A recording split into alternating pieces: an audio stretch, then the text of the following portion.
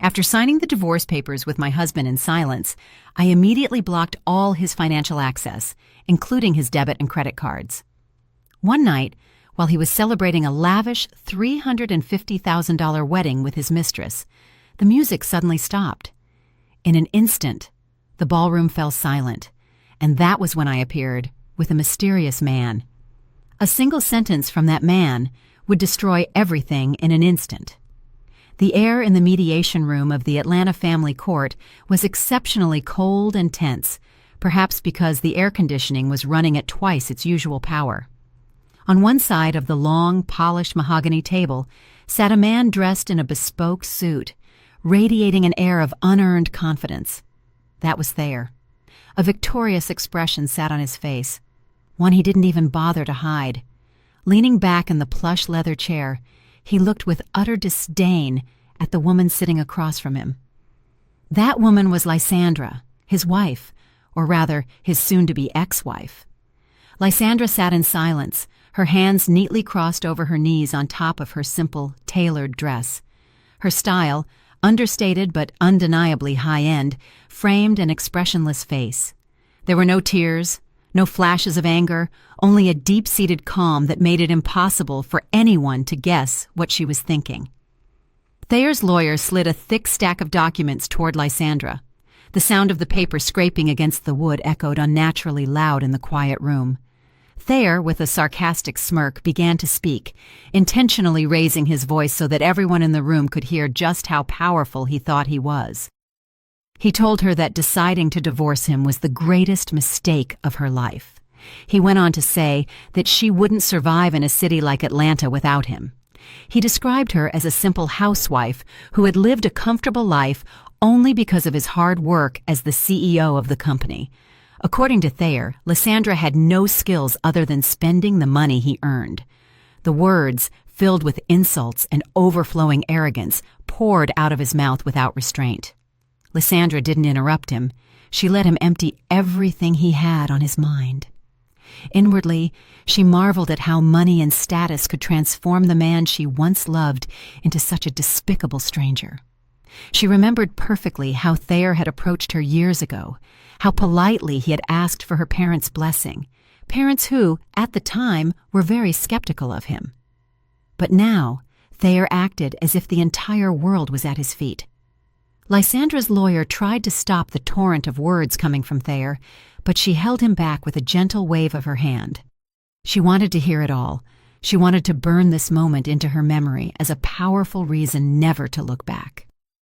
When Thayer finished his triumphant speech, he slid his expensive gold fountain pen toward her, challenging her to sign the papers if she truly had the courage to live a difficult life.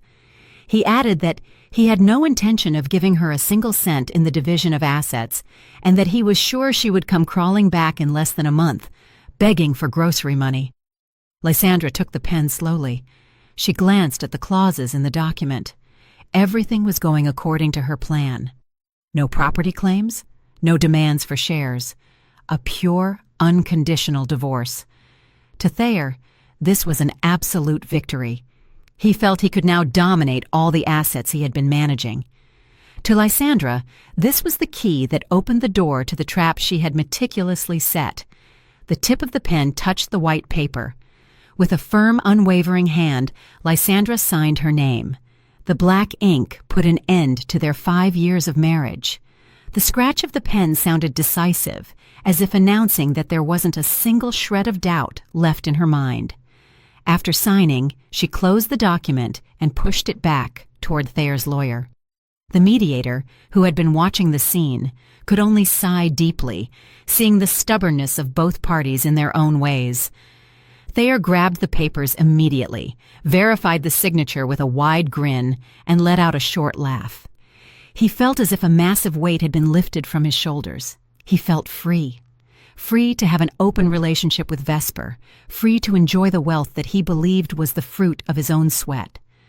Lysandra stood up, straightened her clothes briefly, and took one last look at Thayer, who was already busy shaking his lawyer's hand, celebrating his false victory. Without saying a word to him, Lysandra turned and headed for the exit. Her steps were light, as if thousands of tons had just been lifted off her back. From behind her, Thayer shouted that she shouldn't forget her way out, as he wouldn't be giving her a ride. Lysandra didn't turn around. She opened the door to the mediation room, walked through the busy corridors of the courthouse, and reached the main lobby where a car was waiting for her. Outside the building, the Georgia sun was shining brightly, a stark contrast to the cold treatment she had just received from Thayer. Lysandra climbed into a comfortable black sedan. She sat in the back seat and let out a long breath. Her personal driver, an older man who had served her family loyally for decades, asked politely if everything had gone well. Lysandra simply nodded in silence with a slight smile. She pulled a tablet from her briefcase. When the screen lit up, the logo of a prestigious private bank appeared, the bank where all her family's and the company's assets were held. Lysandra entered a double security code and scanned her fingerprint to log into the system as the primary administrator. On the screen, the financial diagram she had been quietly monitoring appeared clearly. She could see the personal accounts linked to various company accounts. For the past 5 years, Thayer had held a secondary access card with an almost unlimited limit. He thought it was his personal account, but it was nothing more than a facility provided by Lysandra's family to make it easier for their son-in-law to manage the company. Thayer had forgotten, or perhaps he was too arrogant to realize, that he had never been the primary account holder. All the assets, from the mansion they lived in to the cars in the garage and the platinum credit card he often bragged about, were linked to Lysandra's family estate account. Lysandra's finger slid across the tablet screen. She entered the User Access Settings menu. There was Thayer's name with the title of CEO and full access status. Lysandra pressed the Modify button without the slightest hesitation and changed his access status. She selected the options to block all additional credit cards, freeze cash withdrawal access, and delink the digital token for company transfers. The system asked for a final confirmation with a warning that this action would paralyze all financial activity for the user. Lysandra firmly pressed the confirmation button. The screen processed the order for a few seconds, showing a spinning circle, and then displayed a large green check mark with the phrase, "Access permissions successfully revoked." Lysandra leaned back in the soft car seat. She closed her eyes for a moment, imagining what would happen next. Thayer would be on his way to his freedom now, probably planning a massive party to celebrate this divorce. Lysandra knew her ex-husband well. He was the type of person who craved validation. He would undoubtedly flaunt his wealth to cover up the fact that he had just failed in his family life. "Goodbye to a painful past," Lysandra whispered to herself. She was no longer the silent wife at home. She was the rightful owner of the business empire that Thayer had been claiming as his own. The sedan wove through the city traffic, taking Lysandra away from the courthouse. In the silence of the car, she opened the messaging app on her phone. There was a message from Mr. Zephaniah, a distant relative and a trusted advisor to her late father, who had been helping her oversee the company from the shadows. The message was brief, asking if Phase 1 was complete. Lysandra typed a quick reply, confirming that the divorce papers were signed and the financial access was completely cut. She also added instructions for Mr. Zephaniah to prepare the next phase. The game had just begun, and this time, Lysandra had total control of the chessboard. Thayer walked out of the courthouse with a triumphant stride. He felt like a bird newly released from its cage. He immediately pulled out his smartphone and called the number he had contacted most lately. The name Vesper appeared on the screen. As soon as the call connected, Vesper's honeyed voice greeted him. Thayer proudly announced that he was officially a golden bachelor. He told Vesper that Lysandra hadn't demanded anything, which meant that the entire company fortune and his personal assets were now safe in his hands. Vesper squealed with joy on the other end, praising Thayer's brilliance in the negotiation. In reality, he had no idea he was walking into a trap. Without wasting any time, Thayer suggested meeting Vesper to celebrate this historic day. They agreed to plan their wedding as soon as possible. Thayer wanted to prove to the world, and especially to Lysandra's family, that he could be happy and successful without his ex-wife's shadow. He went to pick up Vesper in his luxury company car. She was waiting for him, perfectly dressed and ready to spend Thayer's money. Their destination that day was the most prestigious five-star hotel in downtown Atlanta, a place frequented by moguls and high-ranking officials for their luxury weddings. Upon arriving at the hotel, the reception staff greeted them warmly. Thayer, with his usual arrogance, asked to speak directly with the banquet marketing manager. He said he wanted to book the most expensive wedding package available for the earliest possible date. The hotel manager, a professional-looking middle-aged man, received them in his elegant office. He presented a catalog of high-end wedding packages. Vesper's eyes sparkled instantly when she saw photos of decorations filled with imported flowers and crystal chandeliers. Without hesitation, she pointed to the royal wedding package with a price tag of $350,000. And that was just for the space rental and basic catering, not including the additional decorations she wanted. Thayer, wanting to impress his future wife, accepted Vesper's choice without haggling. He even made special requests for a premium menu and first-class service. The hotel manager smiled broadly as he calculated the total cost. He explained that to confirm the date and begin the urgent preparations, a minimum deposit of 50% was required, though full payment in advance was better to ensure priority. With a nonchalant air, Thayer pulled out his leather wallet and extracted the black credit card that was the symbol of his social status. He dropped it onto the marble table with a confident clack.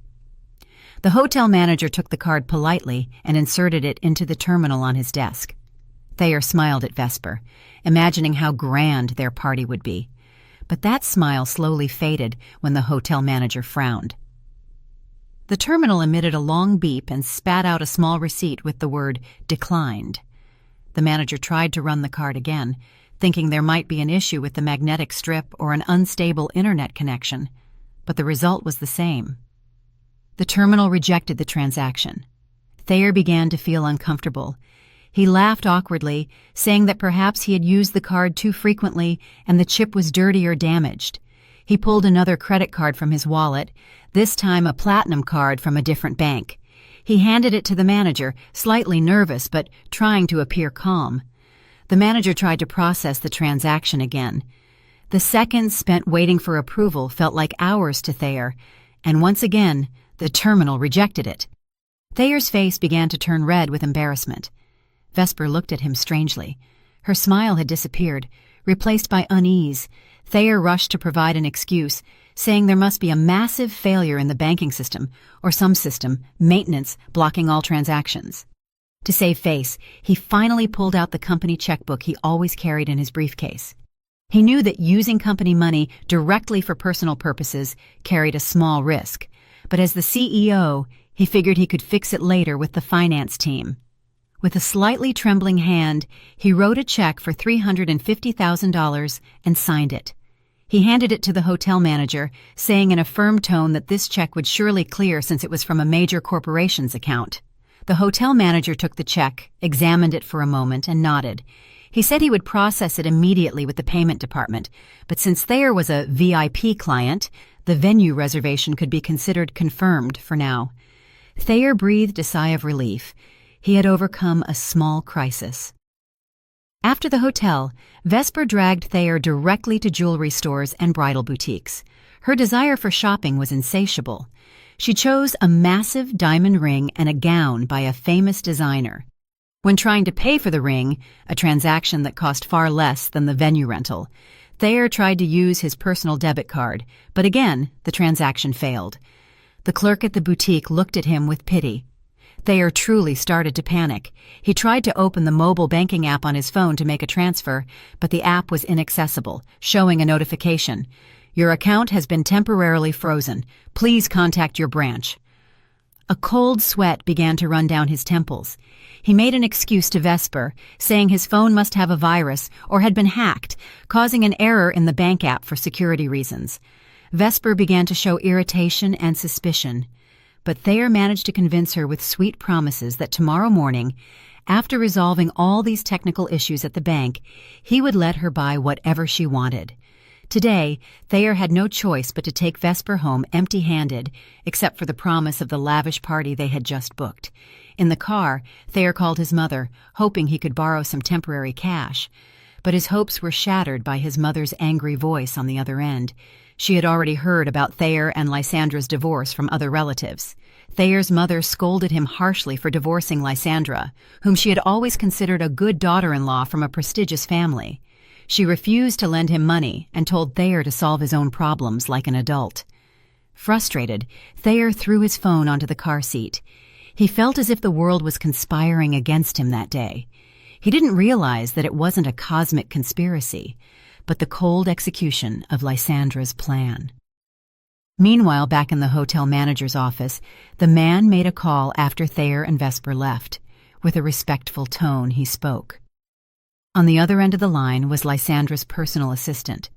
The hotel manager reported that Thayer had just given a company check to pay for the party. Lysandra's assistant gave specific instructions. Let the party preparations go ahead, accept the check, but do not cash it until the day of the event, to give Thayer a false sense of security. Lysandra wanted Thayer to sink deeper into the trap of debt and shame. The hotel manager understood and hung up. The party would be held as planned, but not as a celebration of love, rather as the stage for the ruin of Thayer's arrogance. The morning after the dramatic day at the hotel, Thayer woke up with a knot in his stomach. The sun was peeking through the curtains of the luxury apartment he had just rented last month to live temporarily with Vesper. His head felt heavy, not from lack of sleep, but from the worry that his credit cards had suddenly stopped working the day before. He sat on the edge of the bed and rubbed his face roughly. He tried to convince himself that it was just a temporary glitch in the banking system. He was the CEO of a major company. It was impossible for a bank to block his access without warning. Thayer grabbed his phone from the nightstand, hoping to see a message from the bank explaining the error, but there were no banking notifications on the screen. Instead, there was a message from Vesper, who had woken up earlier and said she was waiting for him in the lobby. She was anxious to continue with her wedding shopping agenda. Thayer showered and got ready in a hurry. He put on his best shirt and his brand-name watch to shore up his confidence, which was starting to waver. Going down to the lobby, he saw Vesper sitting comfortably, flipping through a fashion magazine. Vesper's face lit up when she saw Thayer. She immediately stood up and clung to his arm flirtatiously, reminding him of the long list of things they had to buy today. Vesper wanted to order designer shoes from overseas, a limited edition leather bag, and specially imported wedding favors. Thayer smiled bitterly and nodded to all her requests, while his mind calculated how he was going to pay for it all if his cards were still blocked. He decided to try his luck once more today, hoping the banking system had returned to normal. Their first destination was a luxury bag and shoe boutique in the most exclusive mall in Buckhead. Vesper walked into the store like a queen inspecting her kingdom. The clerks, experts in dealing with wealthy clients, greeted them immediately with kindness, offering them cold drinks and appetizers. Vesper, without hesitation, pointed out 3 bags, each priced like a new motorcycle. She also tried on several pairs of heels with crystal incrustations. Thayer could only sit on the waiting sofa, his heart beating fast every time Vesper said, "I'll take this." The total for Vesper's shopping that morning amounted to hundreds of thousands of dollars in less than an hour. When Vesper signaled a clerk to take all the items to the register, Thayer felt a cold sweat run down his back. Reaching the counter, he pulled out his wallet in slow motion. He took out a platinum credit card different from the one he had used at the hotel the day before, hoping this one from another bank wouldn't have problems. The clerk inserted the card into the terminal. Thayer held his breath, his eyes fixed on the small machine's screen. The seconds passed very slowly. Then a painful, short beep was heard. The clerk looked at Thayer politely, but with a glint of suspicion in his eyes. He informed him that the transaction had been declined due to a security code. Thayer forced a laugh to hide his embarrassment. He made an excuse out loud so that Vesper and the other customers could hear, saying that his bank, for the security of premium clients like him, had probably restricted high-value transactions upon detecting suspicious activity. Vesper began to get irritated.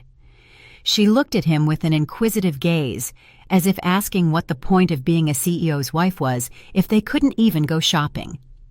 Not wanting to lose face in front of his future wife and the clerks, Thayer finally asked for the store's account number. He promised he would have his finance staff at the office make a direct transfer from the company account that same day.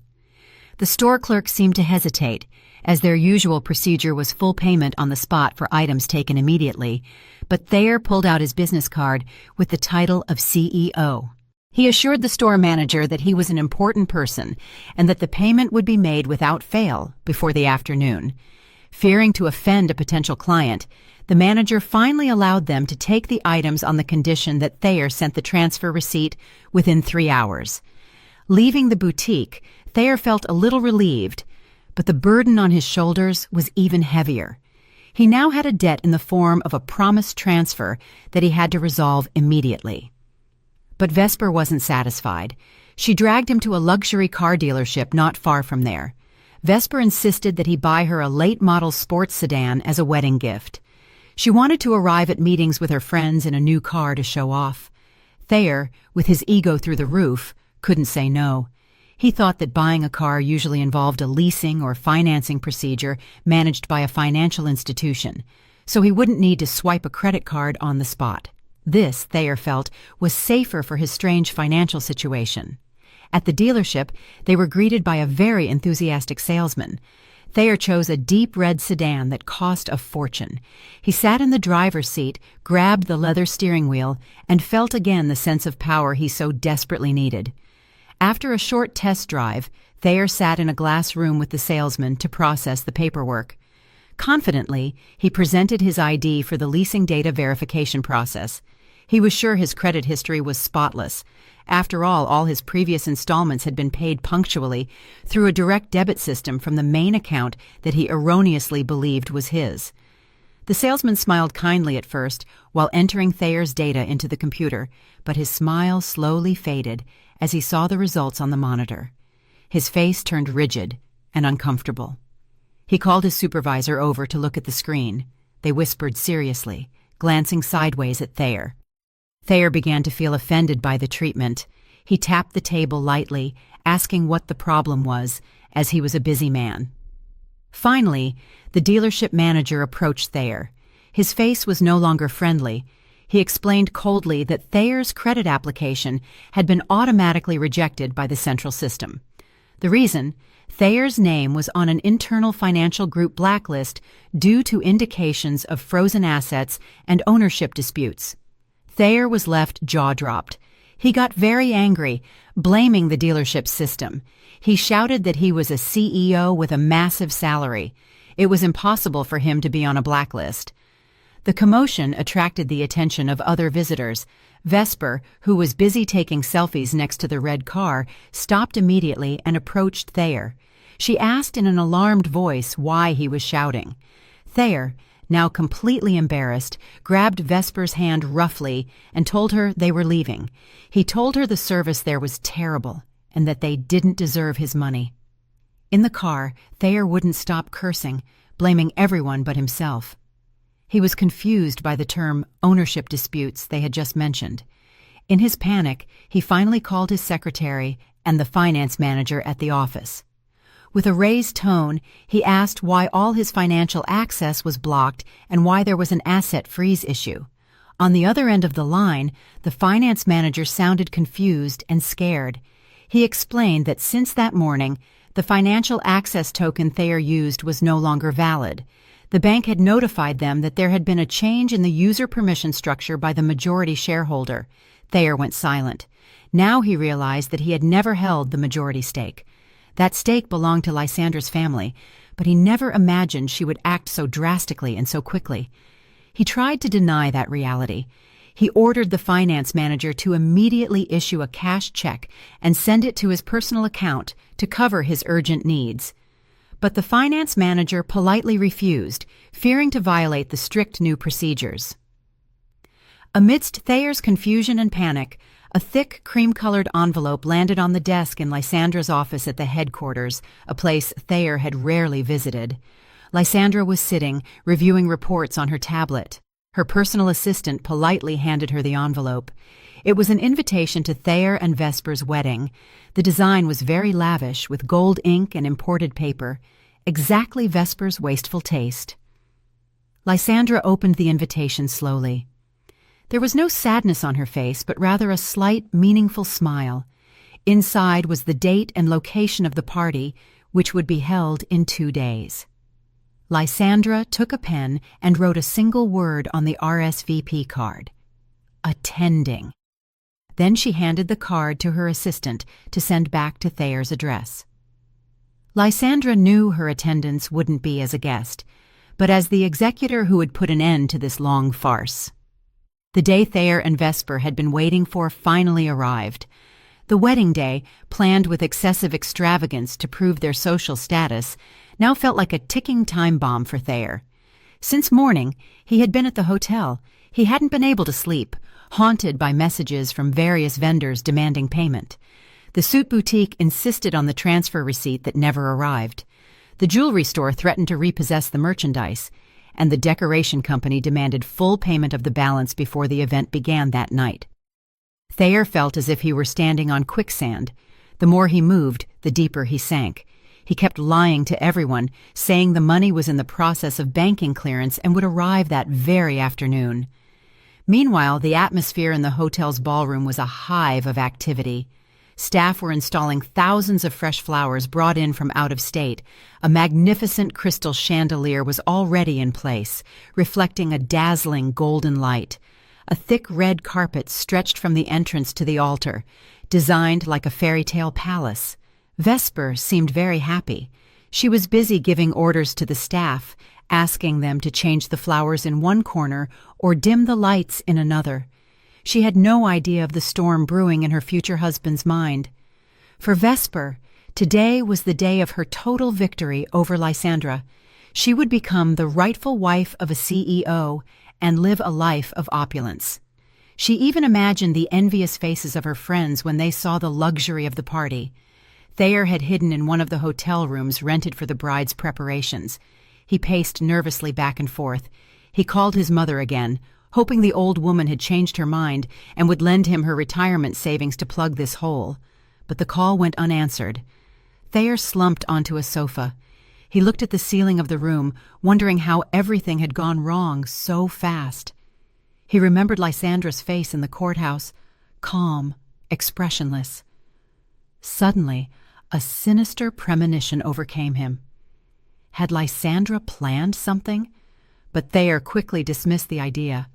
To him, Lysandra was too weak and naive to do something so cruel.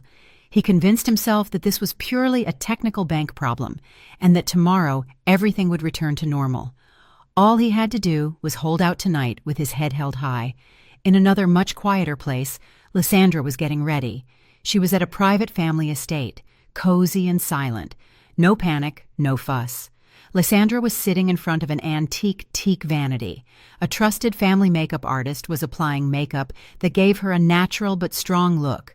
Lysandra didn't want to look exaggerated. She didn't want to compete with the bride in gaudiness. She wanted to appear as herself, dignified, elegant, and unreachable.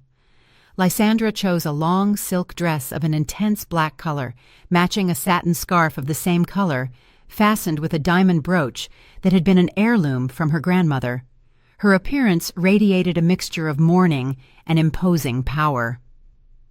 After getting ready, Lysandra walked toward the living room, where Mr. Zephaniah was waiting for her. The middle-aged man wore an impeccable suit. Mr. Zephaniah looked at Lysandra with a mixture of admiration and concern. He knew how much the betrayal had hurt Lysandra for years, and he also knew how heavy the step she would take that night would be. In a grave voice, Mr. Zephaniah asked if Lysandra was sure she wanted to do this in public. He offered her other options, like letting the lawyers and the police handle Thayer without her having to attend the party. Mr. Zephaniah feared that Lysandra would be hurt seeing her ex-husband at the altar with another woman. Lysandra smiled slightly and shook her head in silence.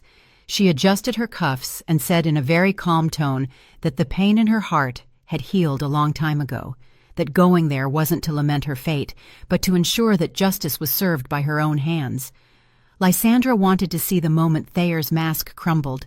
She wanted him to know that the woman he had underestimated all this time was the same one who could destroy him in an instant. Hearing that response, Mr. Zephaniah nodded understandingly. He didn't object further. He offered her his arm to hold on to. They went out and headed for a gleaming luxury black sedan waiting in the driveway. The car's engine roared softly, ready to take them to the battlefield. Back at the hotel, the sun set and the guests began to arrive. A line of luxury cars dropped off guests at the main lobby. The front of the ballroom began to fill with guests composed of Thayer's business partners, Vesper's high society friends, and some distant relatives. They admired the lavish decoration. Food and drinks began to be served by waiters in impeccable uniforms. Beautiful orchestral music filled the space, creating a romantic and elegant atmosphere. Thayer and Vesper were already at the altar, greeting each guest. Thayer forced a smile onto his face, although his eyes kept scanning the room with unease, fearing that some creditor would burst in and cause a scene. Vesper whispered to Thayer, praising how wonderful the party was, and how many important guests had attended. Thayer only nodded rigidly. He saw the hotel manager standing in a corner near the kitchen entrance, watching him with piercing eyes, a clipboard in hand. Thayer knew the manager was waiting for the payment. Every time their gazes crossed, Thayer quickly looked away, pretending to greet a guest. Thayer's heart beat fast. To the rhythm of the accelerating music, he felt the spacious and well-air-conditioned venue suddenly become cramped and hot. Exactly at 8 o'clock in the evening, the main event was about to begin. A famous host hired at a high price was already on stage, ready to lead the ceremony. The guests sat at their round tables, enjoying the appetizers. The atmosphere was very lively, with laughter and light conversation everywhere. No one noticed the tension the groom was feeling. Outside the main door of the ballroom, which was firmly closed, a black sedan pulled up. A valet rushed to open the door. A pair of feet clad in gleaming shoes and high heels stepped out of the car. Lysandra stood in front of the hotel entrance, gazing at the magnificent building. Beside her, Mr. Zephaniah adjusted his suit. They looked at each other for a moment and nodded. Lysandra moved forward with a firm step. It wasn't the arrival of a late guest. It was the beginning of the end for Thayer. The heavy, large doors of the ballroom were the only barrier between the fake party being held inside and the painful truth that was about to burst in. The wedding party inside the hotel ballroom had reached the height of its splendor.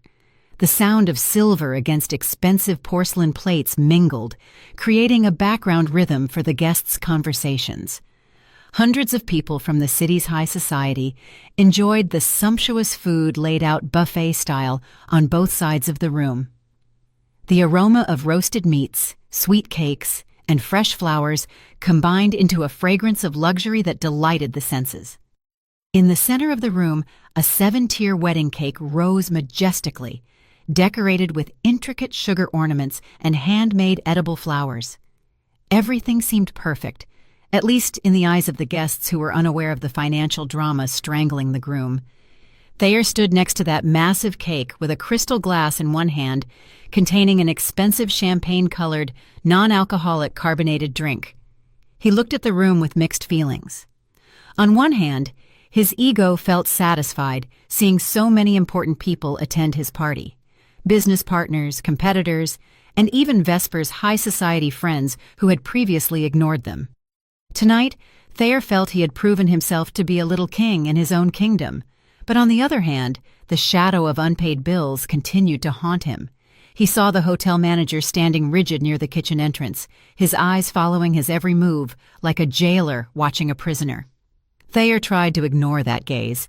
He took a sip of his drink to moisten his throat, dry from the attention. The young host, in his impeccable suit and characteristic gray voice, stepped onto the main stage. He politely asked for the guests' attention. The volume of the background music, which until then had been quite loud, decreased. The host announced that it was time for the groom to give a short speech, a few words of gratitude, and a celebration of his new life. Enthusiastic applause echoed throughout the room. Vesper, standing next to Thayer in her gleaming wedding dress with a long train, smiled widely and nudged him, whispering for him to give a great speech to impress everyone. Thayer nodded, adjusted his tie, and walked toward the lectern with a microphone located in the center of the altar. He took a deep breath to gather what remained of his confidence. He clung to the lectern as if it were his only support at that moment. He began to speak. His voice trembled a little at first, but gradually it became stronger and more confident. He greeted the guests and thanked them for their presence. Then, his speech went beyond a simple thank you. Thayer began to tell the story of his success, or rather, the version he had fabricated in his own mind. He spoke of how he had built his career from scratch, of how he had worked day and night to grow the company he now led. He described himself as a tenacious visionary who had conquered the tough world of business without anyone's help. The guests listened attentively. Some business partners who knew the company's history whispered quietly, doubting Thayer's claims, but they still applauded politely. Thayer, emboldened by the audience's reaction, moved on to a more personal topic. Without directly mentioning Lysandra's name, he began to drop hints about his past. He said that for years he had been held back by a domestic environment that didn't support his ambitions. He described his ex-wife as a rigid figure, without vision, unable to keep up with his lifestyle and progressive thinking. Thayer said he needed a partner who was an engine, not a drag. He said that living with someone who wasn't on his level, either in mindset or appearance, was torture for a successful man like him. Vesper, standing behind him, smiled triumphantly. She felt flattered, thinking all those implicit praises were directed at her. Thayer turned to Vesper and held out his hand. She stepped forward and took it. Thayer continued his speech, praising Vesper to the skies. He described her as a modern, intelligent, beautiful woman who understood the needs of a business leader. "Tonight," Thayer exclaimed into the microphone, "is proof that I have found my soulmate, a woman who deserves to be by my side at the peak of success." He ended his speech by asking all the guests to raise their glasses and toast to a bright future with Vesper and the business empire they would build together. "To a future without limits, to freedom and true success," Thayer shouted, his face flushed with euphoria. The guests raised their glasses in unison and cheered. Thayer felt on top of the world. For a moment, he forgot the rejected credit cards and the threats from the finance company. He felt invincible. But just as the cheers died down and Thayer was preparing to step off the stage to cut the cake, something strange happened. The spotlight illuminating him suddenly flickered once and then began to slowly dim. At first, Thayer thought it was part of a dramatic effect prepared by the wedding organizer. He smiled, waiting to see what surprise would appear. But the dimming was different. Not only the stage lights, but also the large crystal chandelier in the center of the ballroom dimmed until it almost went out. The space, previously bright, turned gloomy, creating an atmosphere of confusion. The orchestral music, which was flowing beautifully, suddenly stopped. Not by the conductor's order, but because the lights in the musicians' area went out completely, preventing them from reading their scores. The guests began to mutter. The confused whispers began to sound like the hum of an angry swarm of bees. Thayer signaled the light technician in the corner of the room to turn them back on, but the technician seemed busy, manipulating his control panel with a look of panic. In another corner, the hotel manager was speaking into a walkie-talkie with a very serious expression. But he didn't seem as scared as the technician. Rather, he seemed calm, as if he expected this to happen. He gave a short instruction and then looked directly toward the stage, directly into Thayer's eyes. It wasn't the look of respect toward a VIP client. It was the cold gaze of an executioner who had just received the order to fire. Thayer felt a chill. He tried to speak into the microphone again to calm the guests, saying it was just a small technical problem. "Ladies and gentlemen, please stay calm. The hotel's emergency generator is probably kicking in. One moment, please," Thayer said with a forced smile, but his voice wasn't heard. The microphone in his hand was completely dead. The entire sound system of the room had been deactivated. An unnatural silence took over the large room. The guests' laughter and conversations faded slowly, replaced by a growing curiosity and tension. Vesper pulled hard on Thayer's arm. "Babe, what's going on? You said this hotel was the best. How can the lights and sound fail? Don't embarrass me," she snapped in a petulant voice. Thayer didn't respond. He was busy tapping the head of the silent microphone. In the gloom, as the emergency wall lights began to turn on, everyone's attention suddenly shifted, not toward the stage, but toward the main door of the ballroom, located at the back of the room, opposite the altar. The enormous carved teak double doors began to open slowly. No one was pushing them. It seemed they moved on their own by an automatic mechanism that had just been activated. The creaking of the heavy hinges echoed in the silent room, drawing all eyes. A draft of cold air entered from the corridor outside, bringing with it a sensation much more chilling than simple darkness. The gigantic doors were now completely open, revealing the silhouettes of two people standing on the threshold, silhouetted by the bright light from the outer corridor. The contrast of the light made their figures seem dramatic, like heroes, or perhaps villains, appearing in the last act of a play. The silent ballroom seemed to hold its breath. No guest dared to speak. All eyes were fixed on those two figures. Slowly, they began to enter. The sound of their steps on the hard marble floor was clear and rhythmic. Clack, clack, clack. The decisive sound of high heels mingled with the heavy step of a man's shoes, creating a threatening rhythm that broke the silence. The woman was Lysandra. She wore a very elegant outfit, completely different from the simple appearance Thayer was used to seeing at home. Her long dress was of a dark velvet that absorbed the light, giving her a mysterious and majestic air. Her scarf was impeccably arranged, framing her calm face, from which emanated a cold and piercing aura. She wore no excessive jewelry, only an antique brooch on her left chest. But her mere presence seemed more valuable than all the gold decoration in the room. Beside her walked a middle-aged man with an imposing posture and enormous dignity. It was Mr. Zephaniah. He wore a tailored European-cut suit that fit him perfectly, and his hair was combed back, highlighting his firm and experienced face. As they moved into the room, guests near the entrance instinctively moved aside, creating a wide aisle through the crowd. Several older guests, veteran businessmen from the city, seemed surprised.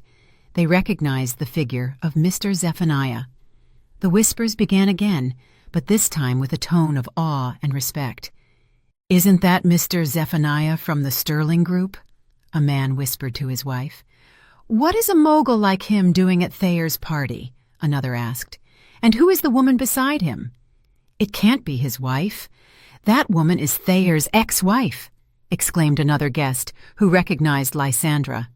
A wave of shock spread quickly among the guests, but Lysandra and Mr. Zephaniah walked tall, their eyes fixed on the altar stage.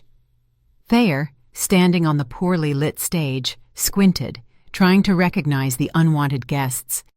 When the emergency light clearly illuminated Lysandra's face, Thayer's heart seemed to stop for a moment. He couldn't believe what he was seeing. The woman he had just divorced, and whom he had insulted in his speech, Lysandra, was now entering his party on the arm of a stranger, with her head held high. Shame, anger, and confusion mingled in Thayer's chest, but what scared him most was the man next to Lysandra. Thayer had seen that face in international business magazines and in a photo hanging in the lobby of the headquarters. It was Mr. Zephaniah, a legendary figure who controlled many large corporations, including the company Thayer worked for. He had never met him in person, as his rank was considered too low to attend meetings with the majority shareholder. Vesper, who didn't know who Mr. Zephaniah was and didn't care about his imposing presence, burst into anger immediately. She felt her moment had been ruined. She grabbed another microphone from the lectern table, hoping it would work. But it was also dead. Finally, she shouted in a sharp voice that broke the tension. "Hey, who let this common woman in? This is a private event. Security! Where is security? Get these people out of here right now!" Her shout sounded harsh and classless, making several guests frown, disgusted by the bride's behavior. Thayer, realizing the situation was dangerous, tried to calm Vesper, but she was already out of her mind. She pointed her finger at Lysandra's face from a distance. Several security guards in black uniforms, who were standing at the edges of the room, moved, but not to eject Lysandra. Instead, they formed a barrier on both sides of the path where Lysandra and Mr. Zephaniah were passing, as if they were escorting VIP guests. Vesper was left speechless seeing the scene. "Are you deaf? I told you to get them out. I'm the one who pays you," Vesper shouted again, her voice starting to sound hysterical. The head of security directed an expressionless look at her before looking forward again, completely ignoring the bride's orders. Lysandra didn't care about Vesper's shouts at all. She didn't stop, didn't turn, didn't even blink. To her, Vesper's shouts were background noise, of no importance. She and Mr. Zephaniah continued walking until they reached the front of the stage, right in front of the main round table, designated as the VVIP family table. It was the table where Thayer's parents and Vesper's should have sat. But since Vesper's parents were in the restroom and Thayer's mother had refused to attend, the table was currently empty. Mr. Zephaniah, with a chivalrous gesture, pulled out a chair and invited Lysandra to sit. Lysandra sat elegantly, leaned back, and placed her bag on the table. Mr. Zephaniah sat beside her. As soon as they sat down, as if it were a signal, a high-ranking waiter rushed over with a tray containing 2 glasses of high-end mineral water and placed them very carefully in front of them. The waiter made a deep bow, much more respectful than the one he had given Thayer earlier. This scene made Thayer tremble even more. His knees buckled. He realized that in this hotel, the supreme power wasn't held by the one renting the venue, but by the owner of the building, and the hotel staff's gestures made it clear to whom they owed loyalty. Again, silence took over the room. No music, no clinking of plates. All the guests waited to see what would happen next. Lysandra raised her glass of water, took a sip in silence, and then looked up at Thayer on the stage. Her gaze wasn't that of a betrayed and angry wife. It was the compassionate gaze of a boss toward an employee who is about to be fired. Thayer felt naked under that gaze. He wanted to flee, but his feet seemed glued to the stage floor. Mr. Zephaniah stood up slowly. He didn't shout. He simply raised his hand slightly to give a signal. Magically, the main spotlight that was previously off turned back on, but only one light, and its beam didn't illuminate the couple, but directly Mr. Zephaniah. Mr. Zephaniah reached into his suit pocket and pulled out a silver wireless microphone, the only one working in the room because his team had brought it. He pressed the on button, and a small pop was heard, indicating that the sound system had been taken over. "I'm sorry to interrupt your little party." Mr. Zephaniah's voice was grave, clear, and imposing, echoing through the main speakers to all corners of the room. "It seems there has been a small misunderstanding in Mr. Thayer's speech a moment ago. He spoke of building the company from scratch, of his self-made success." Mr. Zephaniah let out a small laugh that sounded very dismissive. He walked calmly toward the stage stairs while Thayer backed up step by step, terrified.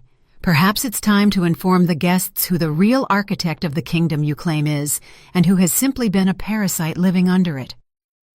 Vesper, who still didn't understand the situation, tried to snatch the microphone from a trembling Thayer, but he stopped her. "Don't do it, Vesper. Stay still," Thayer whispered in a broken voice. His face was pale as a corpse's. He recognized Mr. Zephaniah's voice. He recognized that authority. He knew his presence wasn't to celebrate, nor was it to ruin the party in a childish way, like throwing water or pulling hair.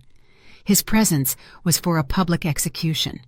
And Thayer, on the magnificent stage he had rented with a bad check, felt like a defendant waiting for his death sentence in front of hundreds of witnesses. Every step Mr. Zephaniah took up the altar stairs felt incredibly heavy and slow, like a judge's gavel in a courtroom. Thayer backed away step by step, his face pale as paper, a cold sweat soaking his forehead, ruining his expensive hairstyle. He wanted to call security, but the voice got stuck in his throat. Besides, he realized that the building's security was no longer on his side. Behind Thayer, Vesper still stood with an expression of confusion and anger. She still didn't quite grasp the imminent danger. She was only upset because an unknown older man had interrupted her moment of triumph. Vesper tried to move forward to insult Mr. Zephaniah, but Thayer quickly extended an arm to block her. He knew who the man in front of them was, and that confronting him publicly was suicide. Mr. Zephaniah was now right next to Thayer, in the center of the stage. The contrast between the two men was absolute. Thayer, in his expensive groom's suit, seemed small and scared. Mr. Zephaniah, in his conservative business suit, looked like a giant dominating the room. He didn't speak immediately. He let the silence linger for a few seconds, allowing the tension to seep into everyone's mind. He looked at Thayer with an indecipherable expression, not of explosive anger, but of disdain, as if there were a small insect lost in the wrong place. Then Mr. Zephaniah turned toward the thousands of guests, still frozen in their seats. He smiled slightly, a polite smile, but without joy in his eyes. With a deliberate gesture, he raised his left hand and snapped his fingers toward the control room at the back of the hall. A moment later, the gigantic projector screen installed on the wall behind the altar lit up. That screen was supposed to show a slide presentation of Thayer and Vesper's romantic wedding photos from overseas with love music in the background. But what appeared weren't tender photos, but a very complex and detailed business organizational chart. The words Vandross Family Holding were at the top in large gold letters. The guests squinted, trying to read the smaller letters underneath. Several businessmen sitting in the front rows covered their mouths with their hands, so surprised were they by what they saw. Mr. Zephaniah began to speak into the microphone again, his voice echoing clear and firm in every corner of the room. He explained that there had been many misunderstandings about who really steered the great ship that was the company where Thayer worked. Mr. Zephaniah pointed to the screen with his finger. At the top of that organizational chart, in the position of chairwoman and majority shareholder, was a name very familiar to Thayer, but unknown to most of the guests who only knew him superficially. The name was Lysandra. Yes, the woman sitting at the VVIP table, quietly drinking her mineral water, was the legal owner of 90% of the shares of the holding company that controlled the subsidiary where Thayer worked. Mr. Zephaniah moved his finger down the organizational chart, past the board of directors, the operations managers, until stopping at a small box in the lower middle. There, next to the title, Managing Director by Contract, was Thayer's name. Mr. Zephaniah read the text in a mocking tone, repeating and emphasizing the phrase, by contract. He explained to the guests that Thayer's position was neither that of owner, nor founder, nor even of the person responsible for strategic decision-making. Thayer was simply an employee who had been given a flashy title due to his marital status with the owner. He was only a mannequin displayed in the window to maintain the family image, while all important business decisions were actually made by the board of directors under Lysandra's orders. Thayer's face turned red with shame. His secret had been exposed in front of hundreds of people. He had always bragged about being a self-made CEO, the brain behind the company's success. Now everyone knew he was just a lucky employee who had married the boss. The whispers among the guests grew louder. They began to laugh at their own stupidity for having believed Thayer's lies. Vesper, who had her eyes fixed on the projector screen, felt her knees weaken. She looked at Thayer with horror. Her dream of becoming a mogul's wife had shattered in an instant. She realized Thayer had lied to her about the extent of his power. Unable to bear such humiliation, Thayer tried to defend himself. He snatched the dead microphone from Vesper's hand and shouted with all his might. Although his voice wasn't amplified by the speakers, he shouted that the organizational chart was fake. He shouted that he had worked day and night, that he had brought clients and profits to the company. He claimed that assets like the luxury mansion, the sports car, and the apartment were the fruit of his own sweat, bought in his name. Thayer tried to convince the guests that this was a malicious slander from a spiteful ex-wife. He pointed at Lysandra with a trembling finger, accusing her of sabotage out of jealousy at seeing him happy with Vesper. Mr. Zephaniah laughed lightly upon hearing Thayer's pathetic defense. He gave another signal to the operator. The image on the projector screen changed again. This time it showed a list of the assets Thayer had just claimed. On the screen appeared clearly the deeds to the house, the luxury car registration documents, and the apartment's title of ownership. But in the legal owner column, there wasn't a single mention of Thayer's name. All the assets were in the name of Vandross Family Trust, or in Lysandra's personal name. Mr. Zephaniah, as if teaching a child, patiently explained that all the luxury facilities Thayer had enjoyed over the last 5 years, from the watch on his wrist to the car he used to pick up Vesper, were company assets lent to him as a convenience of his position. "Thayer, you possess nothing." Mr. Zephaniah's voice cut through Thayer's shouts, cold and sharp. "Even the suit you're wearing was charged to a company credit card that was blocked this morning. You're just a stowaway who sat so comfortably in first class that he forgot he never bought a ticket." Mr. Zephaniah approached Thayer more closely, threatening him with his imposing physique. Thayer backed up until his back hit the altar table. He was trapped. He had nowhere to run. Unable to bear the situation any longer, Vesper began to cry hysterically. She felt completely cheated. She shook Thayer's arm, demanding an explanation. "Thayer, what is all this? You said the house was yours. You said the company was yours. So I was about to marry a simple employee?" Vesper shouted, no longer caring about appearances.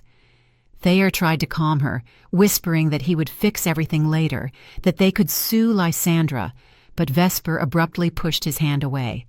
Her makeup, run by tears, made her look disheveled and pathetic on that magnificent stage. Below, Lysandra still sat in silence. She didn't smirk or mock. She simply watched the drama on stage with an expressionless face. Inside, she felt a sense of relief. The burden of lies Thayer had been covering up had finally been lifted. Lysandra remembered how many times Thayer had belittled her in meetings with friends, saying she knew nothing of business, when in reality it was she who quietly fixed the administrative messes he created, who injected personal funds when his projects failed. Tonight, Lysandra had only reclaimed the truth that belonged to her by right. Mr. Zephaniah focused again on Thayer. He said this humiliation hadn't ended yet. He reminded him of the document he had signed that morning in the family court. Thayer frowned, trying to remember the content of that document. He remembered signing it hurriedly, anxious to be free. He remembered his lawyer telling him it was a standard divorce agreement with no property claims. Thayer wondered what that divorce agreement had to do with this situation. Mr. Zephaniah, as if he could read his mind, pulled a navy blue folder from his suit. He held it high for everyone to see. "You probably thought this was the end of your marriage, Thayer, but in reality, it's the beginning of your financial ruin," Mr. Zephaniah said enigmatically, preparing the final blow that would bury Thayer alive. The atmosphere in the hotel ballroom changed drastically. If before it seemed like a shameful circus show, now it felt like a tense execution chamber. The guests held their breath, their eyes fixed on the navy blue folder Mr. Zephaniah was holding. Thayer looked at the folder with overwhelming anxiety. His heart was beating so hard it seemed it would jump out of his chest. He tried to remember every clause he had glanced at that morning, but his brain, gripped by panic, blocked. He felt he had missed something very lethal, hidden in the stack of legal documents he had ignored. Mr. Zephaniah opened the folder with a deliberately slow movement, torturing Thayer's mind. The sound of the pages turning was amplified through the microphone, creating a dramatic and eerie effect. He pulled out a sheet of letterhead paper with Thayer's signature clearly visible in black ink, still fresh at the bottom. Mr. Zephaniah held the paper with both hands, read it in silence for a moment, and then looked directly into Thayer's eyes. His gaze was full of a legal and irrefutable certainty. Mr. Zephaniah began to explain that in the world of high-level business, every signature has consequences, and reading a contract negligently is an unpardonable sin. "Thayer," Mr. Zephaniah's voice broke the silence, "you were too arrogant in signing this document. Did you think you were casting Lysandra out of your life? Did you think you had won by waiving your rights to the division of assets?" Mr. Zephaniah shook his head slowly. A smile of insulting compassion drew on his lips. Unfortunately, didn't you read Clause 14, Paragraph 3 of the waiver of rights agreement you voluntarily signed? Thayer was left wide-eyed. What clause was that? His lawyer hadn't said anything to him about a Clause 14. Thayer looked toward the exit, hoping to see his lawyer there to defend him, but there was no sign of him. He was alone. Mr. Zephaniah brought the microphone to his mouth, preparing to deliver the sentence that would be the hammer on Thayer's life. His voice became more grave and serious. "Listen well, Thayer, and all of you who are witnesses," Mr. Zephaniah said out loud. He took a brief breath before continuing. "Your signature this morning wasn't just for a divorce. It was a consent for the activation of a full indemnification clause, which states that if the second party, meaning you, renounces their status as the spouse of the majority shareholder, all company losses incurred during your tenure and all personal expenses that used company facilities without written approval will immediately become a personal debt repayable within 24 hours.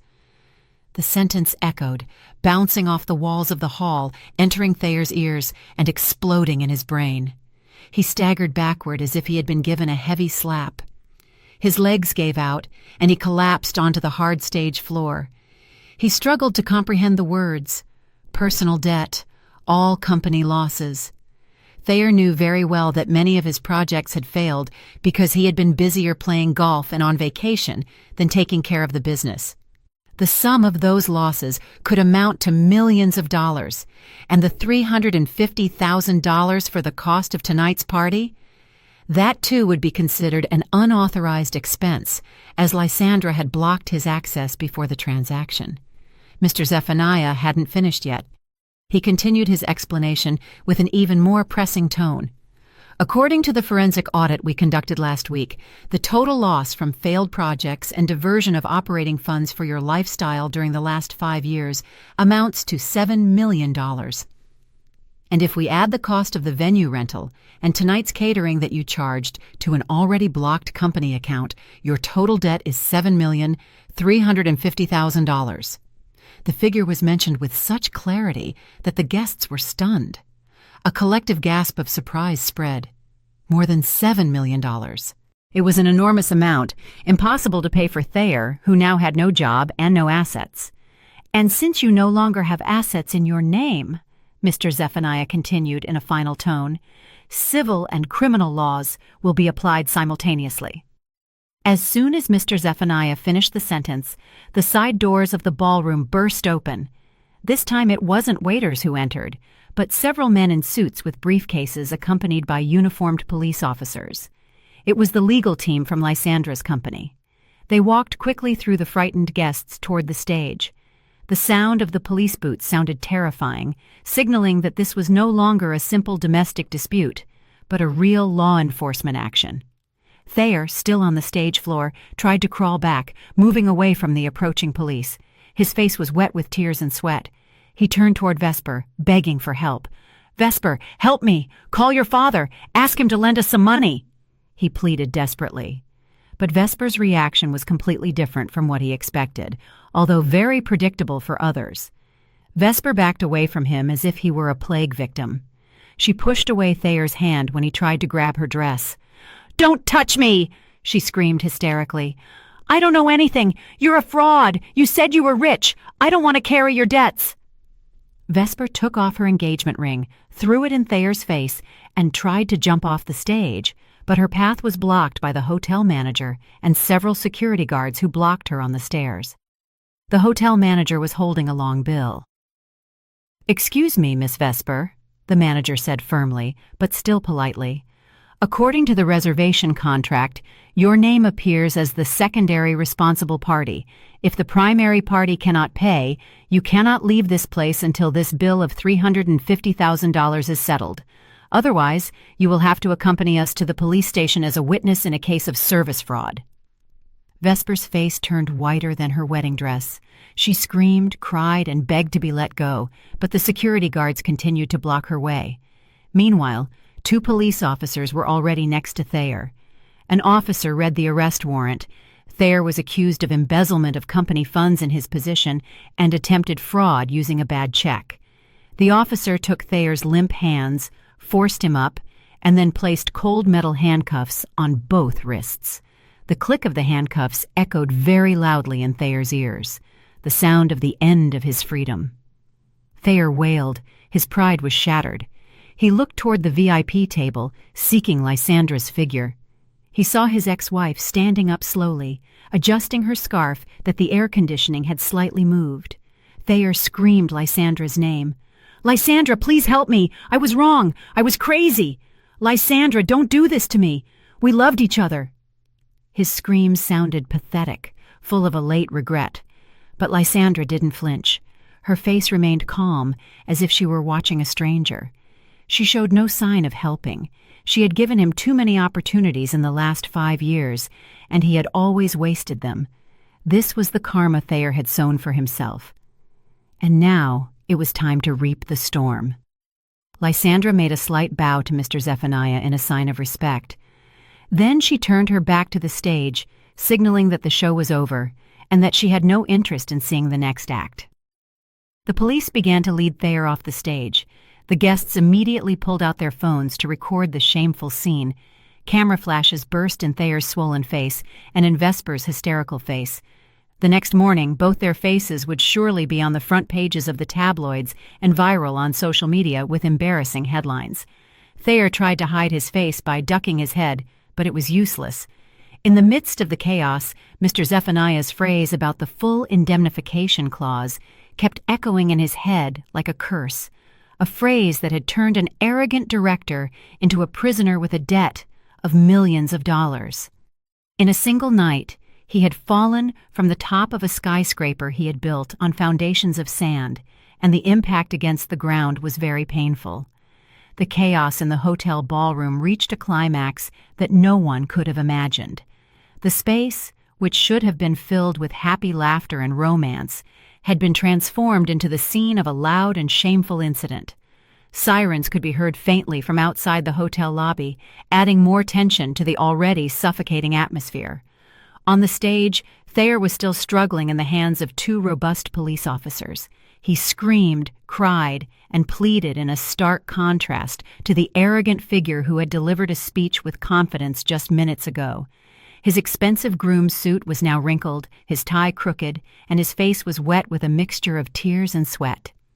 He looked like a madman who had lost his mind, repeating phrases of denial, saying all this was just a nightmare. Meanwhile, Vesper, at the foot of the stage stairs, lived her own hell. She was surrounded by the hotel manager and several representatives of vendors who had appeared out of nowhere. Apparently, the news of Thayer's arrest and the freeze on his assets had spread very quickly among the hotel staff and their partners. The head of catering, the florist, and even the sound system rental company, which hadn't yet received full payment, now surrounded Vesper, demanding immediate payment. Vesper screamed hysterically. The hem of her long wedding dress was stepped on by the shoes of the people surrounding her. Her thick makeup had run, and the black mascara ran down her cheeks in horrible black stripes, like a ghost's tears. She tried to point at Thayer, shouting that she knew nothing about the money, but the creditors didn't care. Vesper's name was on the contract as a guarantor, and the law isn't interested in crocodile tears. In the midst of the chaos, Lysandra stood up slowly from her chair. Her movements were calm and calculated, as if she were in a different temporal dimension from the chaos surrounding her. Mr. Zephaniah stood by her side, offering protection in case of any possible violence, but Lysandra slightly raised her right hand, indicating she could handle it. She smoothed the folds of her black velvet dress, adjusted the position of the brooch on her chest, and began to walk toward the stage. Her steps were slow but firm. The guests, who were busy recording the incident with their phones, instinctively lowered their cameras and made way for her. Lysandra's aura at that moment was so strong that it radiated the dignity of a victor who doesn't need acclaim to celebrate her victory. Thayer, as they dragged him down the stage stairs, saw Lysandra approach. His red and swollen eyes flashed immediately with a false light of hope. He twisted, trying to free himself from the police to get closer to Lysandra. He thought that the woman who had once loved him so much and who had always forgiven his mistakes would soften upon seeing his current state. With a broken and pathetic voice, Thayer shouted his ex-wife's name, asked for her forgiveness, said he had been crazy, that Vesper had incited him, and that he still loved her. Thayer lowered his pride to the maximum, prostrating himself on the cold marble floor despite having his hands handcuffed behind his back. He hoped Lysandra would ask the police to release him, or at least pay his debts, as she used to do in the past, when he got into trouble with gambling or lifestyle debts. Lysandra stopped exactly 2 steps from the kneeling Thayer. She looked down at him through her long eyelashes. There was no anger on her face, only an empty and cold gaze, as if she were seeing a stranger she had never met before. Lysandra remembered all the insults Thayer had directed at her during their 5 years of marriage. She remembered how he had called her boring, how he had skillfully hidden his infidelities, and how he had subtly marginalized her in the company's social circles. All the bitter memories flashed through her mind, but strangely, they no longer hurt. She only felt pity for how small the soul of the man in front of her was. "Lysandra, please pay this debt. I promise I'll pay you back later. I promise I'll change. Don't let the police take me." Thayer pleaded with saliva and snot mixed in a sight repulsive to anyone who saw him. The police officers holding him looked at Lysandra, waiting for her reaction. Would there be an intervention, or would a new drama unfold? Lysandra sighed briefly and then spoke. Her voice was soft but clearly audible in Thayer's ears. "Thayer, for 5 years I've always cleaned up your messes. I turned a blind eye when you took money for your whims. I stayed silent when you pretended to be the owner of my company. I gave you countless opportunities to mature and behave like an adult." She paused, letting her words sink in. "But today, you yourself chose your destiny. The signature on the divorce papers was your choice. This lavish party was also your choice. And that woman over there," Lysandra pointed to Vesper, who was crying while being dragged by security, "was also your choice. I'm done being your savior. It's time for you to learn to be a man, responsible for your own choices." Hearing those words, Thayer's hope shattered. He realized Lysandra had truly closed her heart forever. She was no longer the submissive wife he could manipulate. Thayer let out a loud lament, a sound of despair that echoed horribly. The police pulled him again, forcing him up and dragging him toward the side exit. Thayer didn't stop looking back, toward the firm figure of Lysandra, until he disappeared behind the guarded double doors. After they took Thayer away, Lysandra directed her gaze toward Vesper. Seeing them take Thayer, Vesper panicked even more. She tried to free herself from the hotel manager's hands, but she had no strength. Seeing Lysandra looking at her, she immediately changed tactics from angry to pleading. "Mrs. Vandross, please help me. I knew nothing. Thayer tricked me. I'm a victim too. As a woman, please have mercy on me," she pleaded with a piteous face, hoping that female solidarity would save her. Lysandra approached Vesper, looked at the expensive wedding dress she was wearing, bought with the company credit card that now formed part of Thayer's mountain of debt. Lysandra smiled very slightly, an almost imperceptible smile. She reached into her bag and pulled out a white envelope, the kind usually given to the bride and groom with gift money. Vesper's eyes sparkled upon seeing the envelope.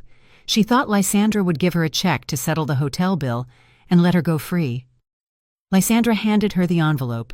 Vesper snatched it quickly, her hands trembling.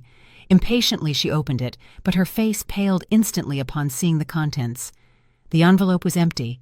There was no money or check, only a small note with a copy of the unpaid bill for the wedding dress.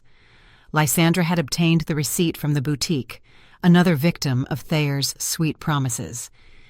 "You wanted a high-end lifestyle, didn't you, Vesper?" Lysandra said in a low voice, almost whispering in Vesper's ear. "You wanted to be on the same level as Thayer? Congratulations. Now you two really are on the same level. Both in debt, both facing legal processes, and both with nothing." Lysandra stepped back and looked at Vesper with compassion. "Enjoy what's left of the wedding cake, honey. It'll probably be the last delicious meal you taste before the prison food." Vesper was left jaw-dropped, speechless.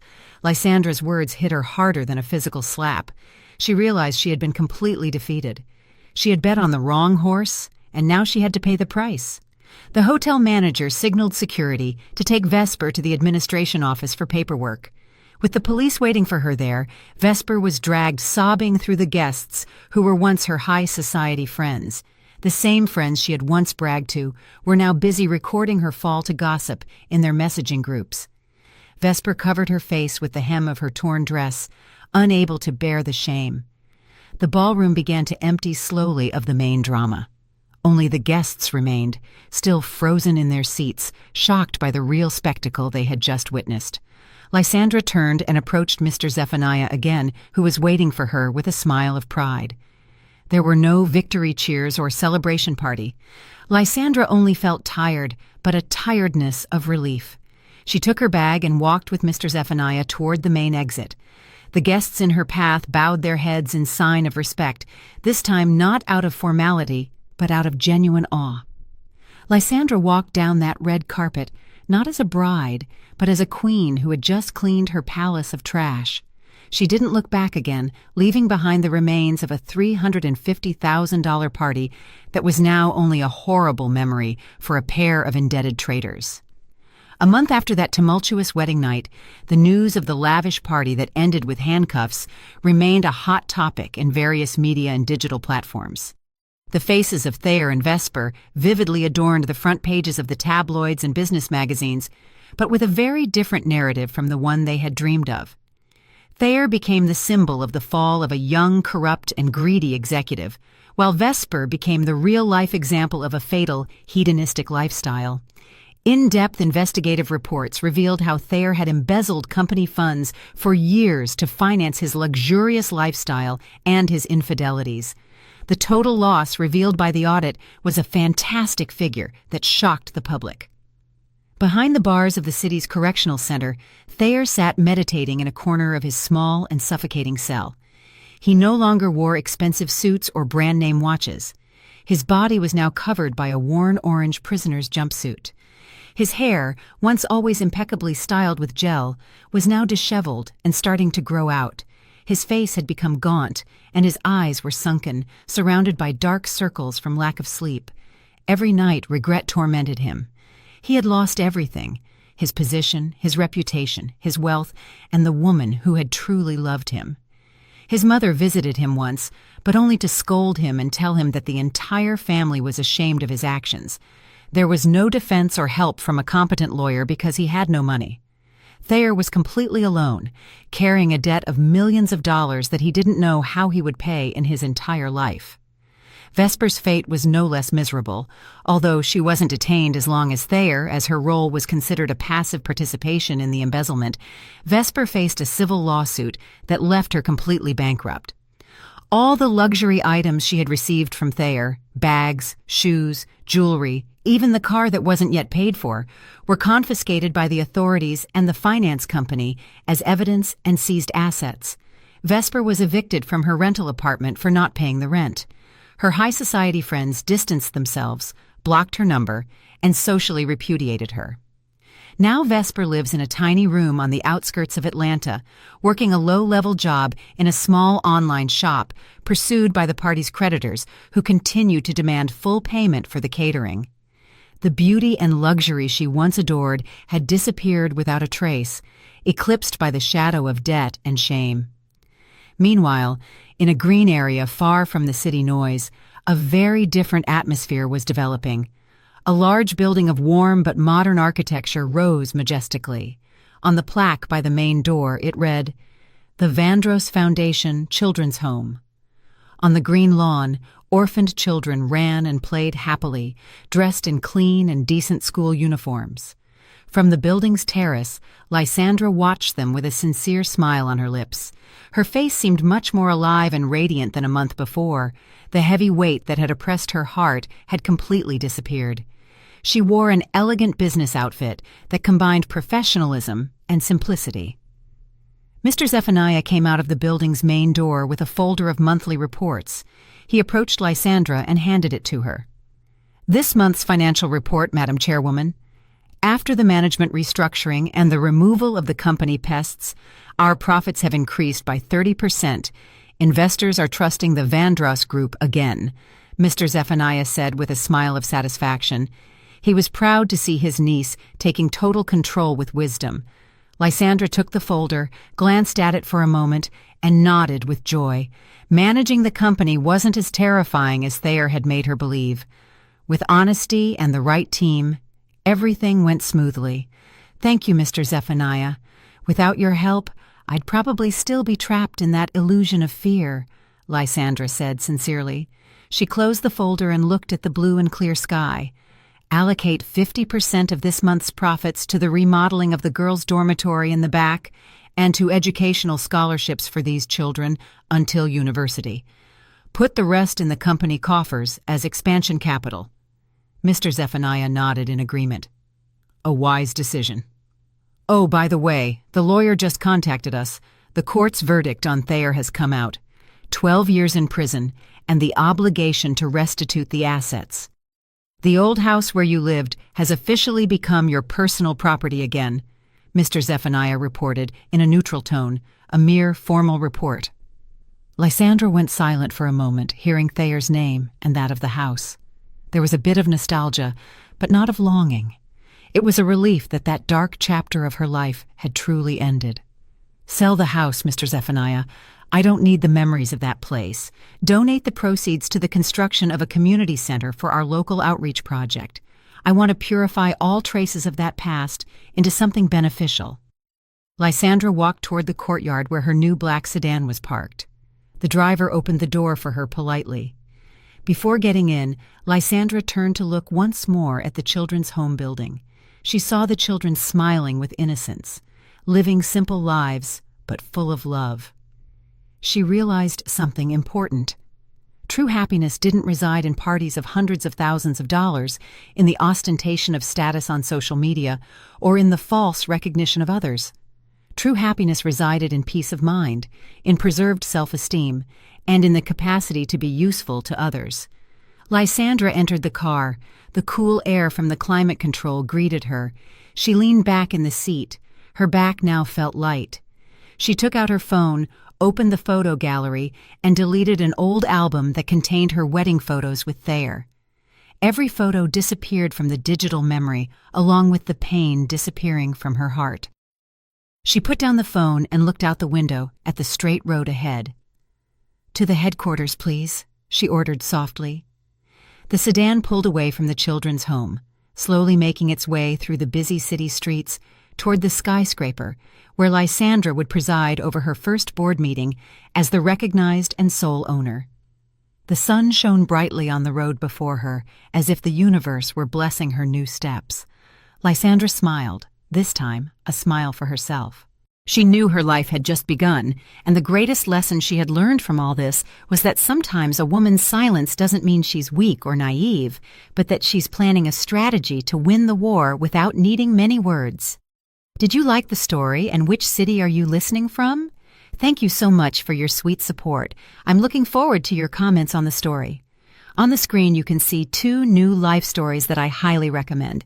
There's so much more on my channel. Don't forget to subscribe. See you in the next life story, with love and respect.